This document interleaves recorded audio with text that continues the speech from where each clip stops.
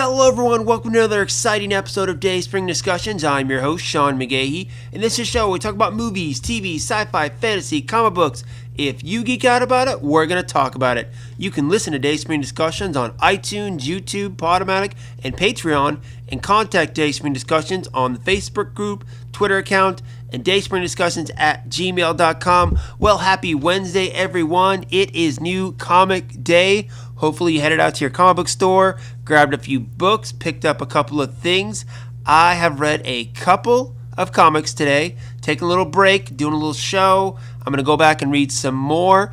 So I'm going to mention a couple of them at the end of the show, a couple of number ones that came out this week that you might want to go jump on. But first, got a lot of stuff to talk about. Luckily, like I said yesterday, I have a good schedule to where I can do a couple shows this week, which is nice because I do feel there's a lot to talk about. There's a lot I want to comment about. So it's a good week, guys. So sit back and, of course, fire back on the social media accounts and Gmail account. Let me know what you think about what I'm about to lay down. All right, starting off, just to give you a heads up, the Freeform series Cloak and Dagger, based off the Marvel Comics series, did premiere. I believe it was a couple days ago. I haven't watched it yet. It's on my Hulu, just queued up, ready to watch. I am planning on doing that tonight. So tomorrow I'm going to do a little bit of review on that. So if you guys haven't watched it yet, check it out and then come back to me and let me know what you think, and we'll, have a little discussion about it, so to speak. I'm not a big fan of Cloak and Dagger. I really don't know much about the characters, so it should be good going into it with some clean eyes and a fresh perspective. Alright guys, well, let's travel to the world of Westeros to start off. Now, as we know, HBO commissioned 5 writers to come up with 5 spin-off ideas for Game of Thrones. And why not? The show has made so much money for HBO, they gotta keep it going to get that moolah. So it appears that George R.R. Martin and writer Jane Goldman have gotten a greenlit show. The big budget spin-off is going to be written by the two and also helped produced. Now, this one is set to take place thousands of years before the events of Game of Thrones. The series chronicles the world's descent from the golden age of heroes into its darkest hour. And only one thing is for sure: from the horrifying secrets of Westeros history to the true origin of the White Walkers, the mysteries of the East to the Starks of legend, it's not the story we think we know.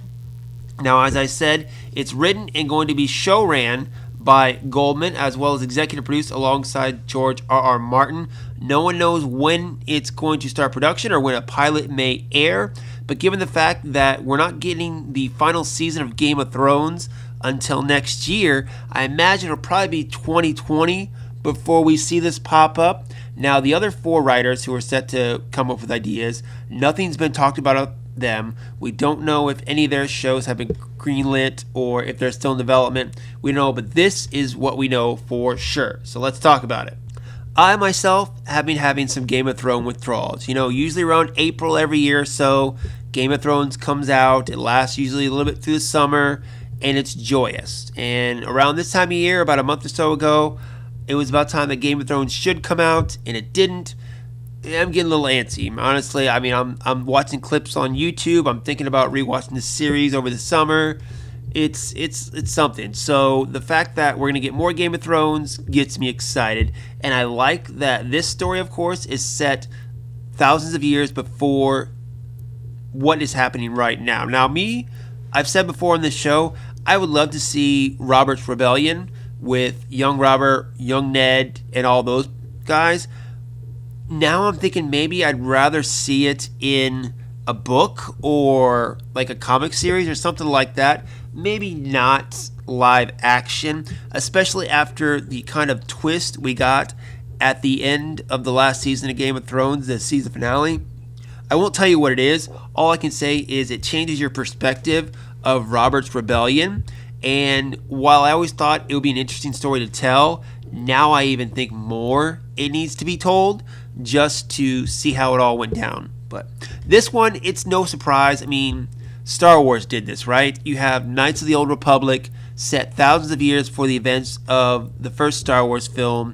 It takes all those ties or all those things that you have to abide by and throws them out the window. You go back thousands of years, introduce new characters in the same world, There's a lot you can do. You don't have to follow, all the old rules. Of course, we're going to see some dragons. We'll see some White Walkers. I think we're going to dive deeper into the mystic part of it all, which I'm getting excited about. Of course, the only thing about that is that, with a world that is more mystical and more dangerous, it's going to cost more money per episode. So don't expect 10 episodes. I'd imagine maybe 6, kind of like what's happened in these last couple seasons of Game of Thrones, where we've gotten shorter seasons because the episodes are costing more money. So Benioff and Weiss have been wheeling and dealing, trying to give us the story at the best quality possible. And I'm okay with that, right? I'm excited for this. More Game of Thrones, unless the final season is just total crap, which I don't believe it is, and turns me sour on the world of Westeros. I'm looking forward to this. I hope you are too. Fire back. Let me know. Do you think those other 4 shows are going to get lit soon? What do you think they're going to be? And how excited are you for this one, guys? All right, next up, director Matthew Vaughn sat down with Empire Magazine to talk a little bit about the films he's done, both in particular the Kick-Ass films and Kingsman films. And he said he's got plans still for both. So, sitting down with the magazine, he said that a reboot for Kick-Ass is already underway, as well as a solo Hit Girl film.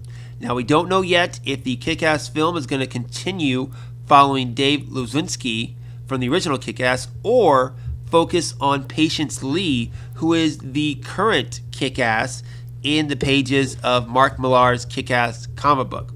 Also, you have the idea of Hit Girl. We don't know if it's going to continue with her as an older assassin, or maybe go back and reboot her in the younger years. We're not quite sure. Said, quote, "Look what Mark Millar is doing for comics for clues." Now, this kind of seems like he's going to follow with the new Kick-Ass and Hit Girl series, which means in Hit Girl you have her out traveling the world, causing a mess. And honestly, I'm not a big fan of the current Hit Girl series. The character just doesn't seem to resonate. She's got no real relationships. She's just going on a killing spree, and I don't find that interesting at all.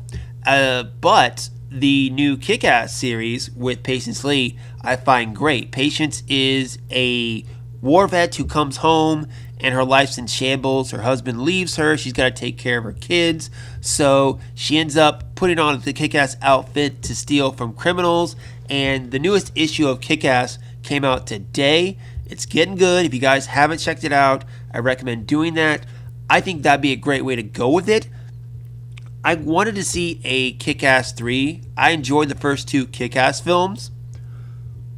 But this story I think would be really good, given the fact that Patience is a war vet, African-American woman, single mom. I mean, you're hitting all the demographics there to where I think you get a good amount of audience to come to see it, especially if it's something good. So I'm on board for really whichever direction they want to go with. I don't know, about the Hit Girl.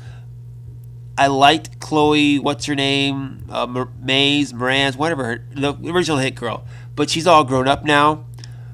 I don't see them doing something with her. I think they go back and do a reboot. We'll wait and see, guys. I really don't know. I'm on board for the Kick-Ass, not so much the Hit Girl. Now, as far as Kingsman, Vaughn is planning quite a bit. So, first off, he's got another sequel planned. And then he's got an 8-hour Kingsman TV series he wants to do, as well as a spinoff for The Statesman, the American counterpart to Kingsman, which starred Channing Tatum, Jeff Bridges, and Halle Berry. Kingsman: The Golden Circle, not a great film. I enjoyed the first Kingsman. The second one, not so much. Really, I think what it came down to for me is they brought Harry back, Colin Firth. And I think he should have stayed dead. I really do. I know Colin Firth, he was a great character in the first one. Colin Firth, of course, a great actor, but I don't know why they brought him. They should have kept him gone. It's really what it comes down to. So, as far as all these plans for Kingsman, money talks. And the first Kingsman, while it did okay, wasn't phenomenal. And then the second one was pretty much lost to studio money. So, I get that there's other comics and other parts of the mythology or the story to tell, It all depends on how you tell it, but I've seen this world twice now in 2 movies, and while I think it's somewhat interesting, it's not interesting enough for me to watch an 8-hour television series or spin-offs or other films to go along with it. But Matthew Vaughn, I do trust him. If he says he's got something, along with Mark Millar, I believe him. I'm not sure how it's all going to go down, given the fact that Mark Millar has this deal with Netflix now where he's producing stuff exclusively for Netflix. I don't know how Kingsman and Kick-Ass fit into the contract, given the fact that they already had other interpretations of these characters before he signed with Netflix. I'm on board for more Kick-Ass. I might not be on board for more Kingsman. Depends on how it shakes out, guys. Fire back on the social media group and Gmail. Let me know what you think. Alright, my final story for today, guys. MTV is heading back to the 90s. Looks like they're set to do a live-action reboot of the cult sci-fi animated series Aeon Flux. Teen Wolf showrunner Jeff Davis is set to write and executive produce the series, along with Walking Dead's Gale Ann Hurd, who produced the 2005 live-action film starring Charlize Theron. Now, Aeon Flux was a 1991 animated series that had a bunch of shorts on MTV's Liquid Television before it spun off to its own series in 1995. The series is set in the year 7698 following an environmental disaster that killed much of the world's population. The series followed an acrobatic title character and secret agent for the nation of Monica, whose particular skills was assassination. Aeon Flux was typically tasked with infiltrating the neighboring country of Briganna, led by her enemy and sometimes lover, Trevor Goldchild. Now, the 2005 live-action film was pretty much a critical and commercial disaster, earned only $52 million on a $65 million budget, and holds a 9% on Rotten Tomatoes. The live-action reboot is set to center around a young assassin who partners with a group of biohacking rebels to save humanity. So, I remember Aeon Flux from the 90s. It was a weird one. You know, I was a kid. I was watching Beavis and Butthead, and occasionally you'd see Aeon Flux come on. It wasn't the best, to be honest, but it was crazy enough to where now, as an adult who likes sci-fi and fantasy stuff, I do appreciate it. The film, however, not the best. And to its credit, it had a bad reputation. It had that kind of thing where people didn't know what to do with it. And there was another movie that came out, I remember around that time, called Ultraviolet, with what's her name from the Resident Evil films, Mila Jovovich. Is that her name? I think that's how you say her last name. It was very similar and had a very similar style to Aeon Flux. And I feel like, you know, it's one of those two films that get kind of grouped together because they're so similar. If you try to do a movie of this or another movie of this, I don't think it's work as well. If you look at the recent Ghost in the Shell, it's got that similar feel to it, and that didn't do so well, even though it had Scarlett Johansson as the lead. A live-action series possibly could go well, but then we're dealing with a budget on TV. You know, you have Game of Thrones that has a big budget and, you know, does very successfully. To pull a show like off this right with the special effects and everything you would need a pretty big TV budget. And in order to have a big TV budget, you need to be successful and you need to have your studio heads believe in it. So the pilot or whatever you come up with to show the bigwigs, I think is going to be very important to how the rest of the series goes. You got to show them something good so they believe in it, so they'll give you enough money to actually make something good. And that's where I fall on that, guys. I'm not super excited about it, but if a trailer comes out and looks interesting, it's something I could get on board with it. Did you guys watch the show? Do you even know the show? Head on YouTube. I'm sure it's there. You can check it out. Might want to, you know, indulge in a few things first to get the full effect of it. But in any event, fire back, of course, let me know what you think.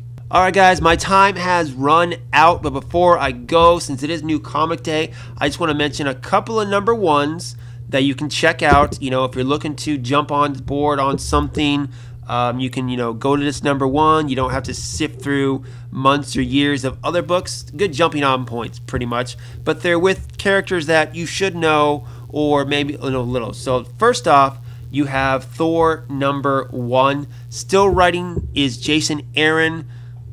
If you haven't read Thor previous, he's been on Thor for several years. Excuse me. And he's doing a phenomenal job. They changed up the artist, started back in number one. You got Thor. He's got a golden hand.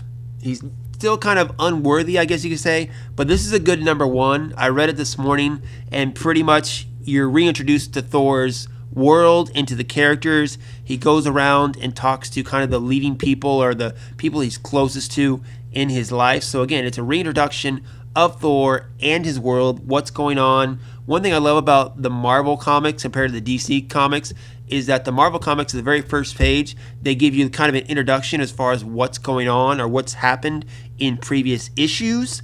I wish DC would do that. I think it's a good point to where you can just open up any book, get a brief summary, and then go with the story. So, but this is number one. Like I said, a good jumping on point, especially if you're impressed by Thor in Infinity War. I think you'll like this one, so go check that out. Another number one, you got Plastic Man. Now, this is a 6-issue miniseries written by Gail Simone. Simone, most known for her work on Birds of Prey. This gives you kind of an origin of the character. Plastic Man, I remember he had that cartoon out, and he was a funny character. He is a funny character. I would compare him to Elongated Man because they're both similar, which was featured in this last season of Flash. And with Elongated Man, he's a PI, kind of more serious, but in the Flash series, they played him a little more comical, which reminded me more of Plastic Man. But in this first issue, you find out kind of his origins, how he became Plastic Man, and kind of what he's doing. So if you want something that's a little fun read, I would go check this one out. It's pretty good. But out of all the number ones that I've read so far, check out Hawkman number one. That's right. If you don't know this character, I would get on board because honestly, he's pretty cool. He's like a superhero version of Indiana Jones. This is written by Robert Venditti and penciled by Brian Hitch. Brian Hitch, going all the way back to Ultimates, great artist, and Venditti, pretty good. But like I said, he's lived thousands of lives, gets reincarnated, and he's an archaeologist. So like I said, he's a winged Indiana Jones. And in this one, he's trying to find out more about his past. And I'm not going to spoil it for you, less to say he finds out more than he bargained for. And I'm interested to see where they go with this series. I'm not a big fan of the character, but I thought I'd check this one out, and I really enjoyed it. So there you go, guys. A couple of number ones that you can go check out, jump on, and get started reading some good books. And that's it for me today, guys. Hopefully I'll be back tomorrow with a couple other pieces of news. I know they just put out some set photos from Wonder Woman. Like I said, I am going to try to watch Cloak and Dagger tonight, and I'll be back with a review of that and maybe a few other things. So until then, of course, fire back on the social media groups and Gmail account. Let me know what you think of what I talked about, and then any other comic recommendations, fire back with those, and we'll go from there, guys. Find me personally on Twitter and Instagram, Slim Dayspring 12. That's Slim with a Y. It's an X-Men reference, people. That's it. Until next time, may the Force be with us all.